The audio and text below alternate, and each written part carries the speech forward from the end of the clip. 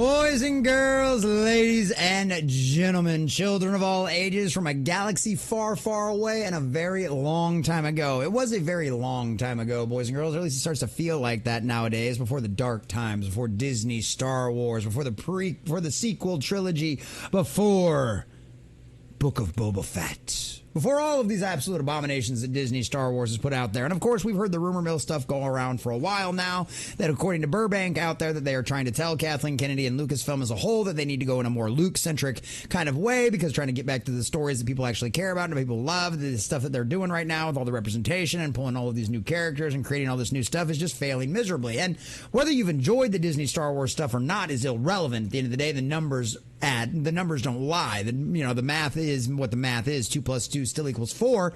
And I mean, we had our most recent, The Acolyte, which is now rated as the lowest watched Disney Plus Star Wars series of all time. It's actually below Andor, and it is the lowest rated Disney Star Wars it's the lowest Star Wars property rated by the audience score of all time. It's now worse than the holiday special. Well, boys and girls, for any of you out there who might have heard those rumors and actually found maybe a little hope in some of that stuff, I just want to friendly remind everybody at this endpoint, even if you enjoy a lot of the stuff, just like I did, I really enjoyed Mando season 1 and 2. I absolutely will admit that. There were certain aspects of some of these new shows that I did indeed enjoy. But at the end of the day, let us never ever forget that all roads still lead to green milk and our destroyed and bastardized wonderful hero that is Luke Skywalker. And ladies and gentlemen, to give you even more confirmation of that, to remind you once again that there is no plans for a reboot, there is no plans of resetting anything, the Disney timeline is what it is.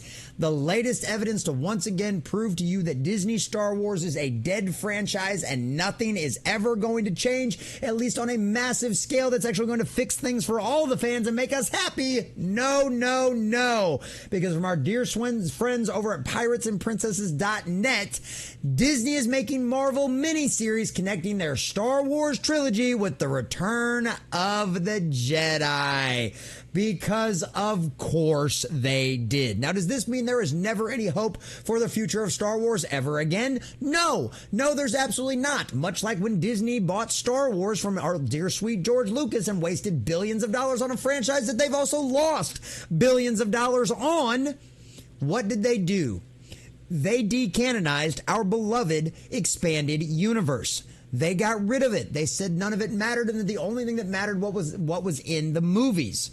So if sometime down the road, the fans, let's hope, get back a hold of it, or just Disney becomes so broken and loses so much money that they have to start selling IPs off, or they damage the Star Wars brand so bad that someone else is willing to come in there and offer them enough money to take it off their hands, is that probably ever going to happen? I'm not sure. It would require a lot of issues because of all of the park stuff that's going on. It would just cause more of a headache. I'd imagine Disney Star Wars, if it continues to go in the realm that it is, will eventually just be shelved and forgotten about, and it'll be before the parks actually change their rides before we actually ever see any kind of sell-off like that. But nonetheless, at the end of the day, without a complete and total erasure of the Disney Star Wars sequels, is there really ever any true restoration of Star Wars?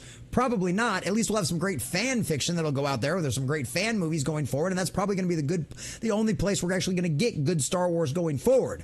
But at the end of the day, anybody out there who still believes the rumors of a reboot or of a firing or of things changing or a retconning, well, ladies and gentlemen, let me once again crush your hopes and add one more nail to the coffin of the dead Disney Star Wars franchise, because they are going over that, they are connecting it all, and they are making all of it canon and make sure that it's all connected, boys and girls. So we're going to check out this article from piratesandprincesses.net, give you all the juicy details of exactly what they're doing and in what format this is coming in. But before we do, if you do enjoy our content, hit that like button, share with all your friends, and subscribe and or follow if you have not already, because we have just crossed 900. We are inching our way closer and closer to 1,000, and I could not do that without every single one of you.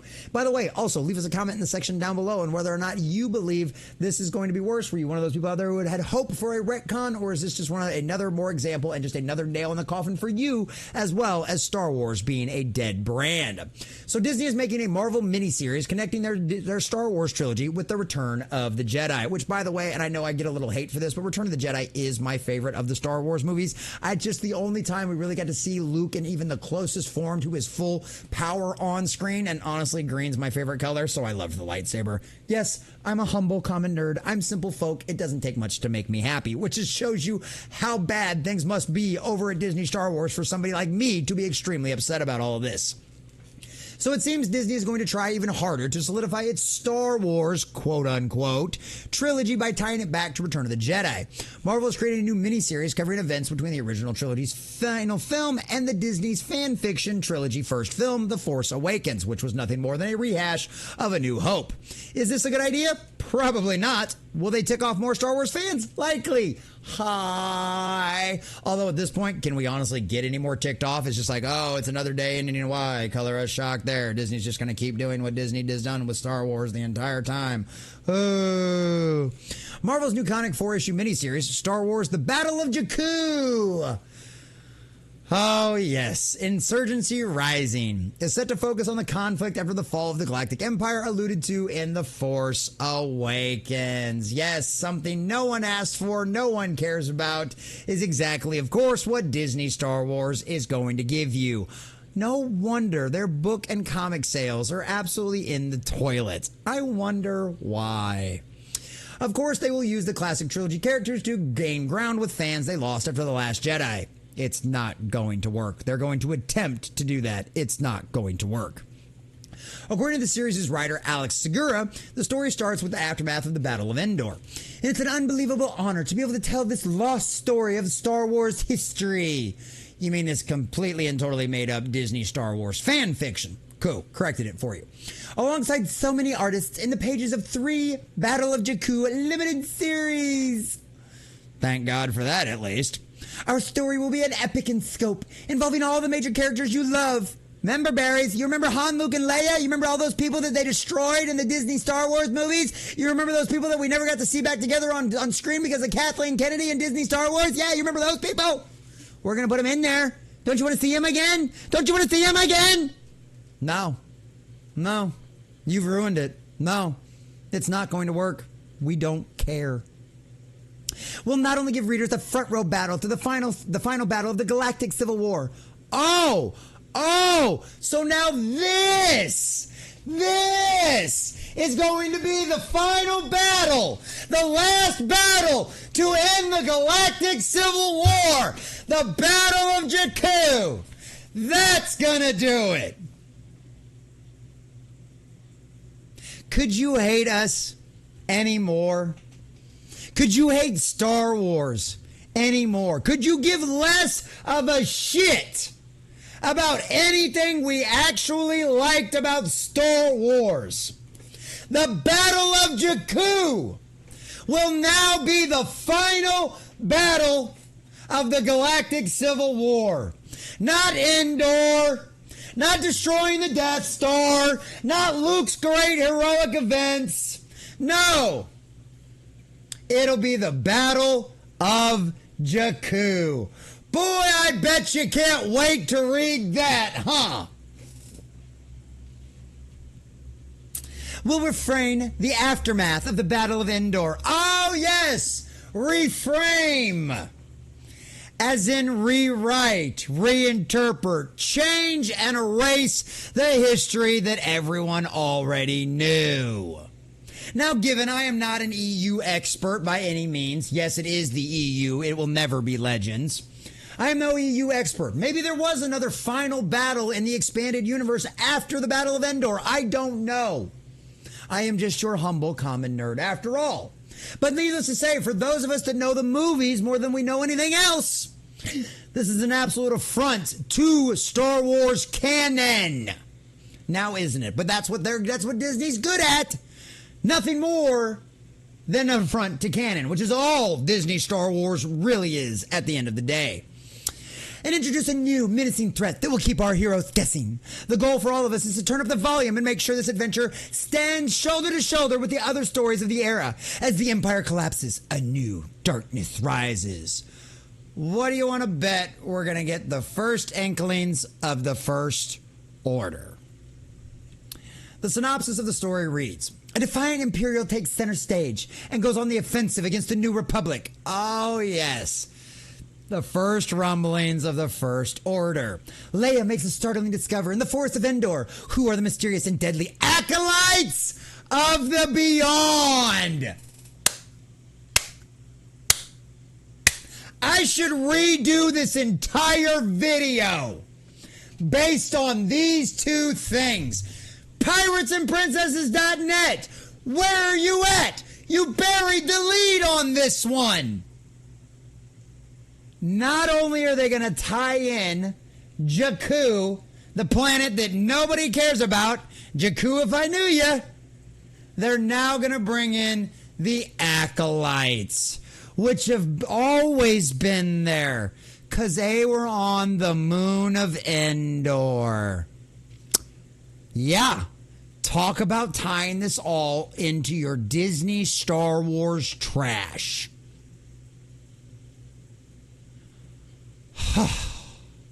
Acolytes of the Beyond. What is this new villain's connection to Darth Vader? Oh, yes. This feels like Disney and Lucasfilm's attempt to reboot more Star Wars lore to fit their needs. It's an ironic choice given that there has been a lot of talk about Disney taking Star Wars past the Skywalker saga and into new territory. Yet they use Return of the Jedi and the original treat characters as the lead for this series. Yeah. It's because they know what sells. Because at the end of the day, numbers don't lie. And even Disney Star Wars can still do 2 + 2 = 4. The retcons aside, which if somebody reminds me on Monday morning during a morning live stream for our morning prep, if you will, please remind me to do another, probably 2 videos over this article. Because not only are they completely and totally rewriting not only are they completely and totally rewriting Star Wars canon and what has happened in the past, they're also now trying to push in the acolyte all the way back during the time of Luke and Leia. Now, obviously, the High Republic and all the acolyte stuff is, but this is how they try to tie it all together. They try to put all of these little pieces in there and make it once again, try to well, this is why it all matters. This is why I initially intended to do this video, because this confirms that nothing's ever going to change. I don't care what the rumor mill tells you. I don't care what your favorite YouTuber tells you. There will never be a retcon. The Star Wars sequel trilogy will never get replaced. Everything that has come out of Disney Lucasfilm under the helm of Kathleen Kennedy and Bob Iger will forever be Disney Star Wars canon.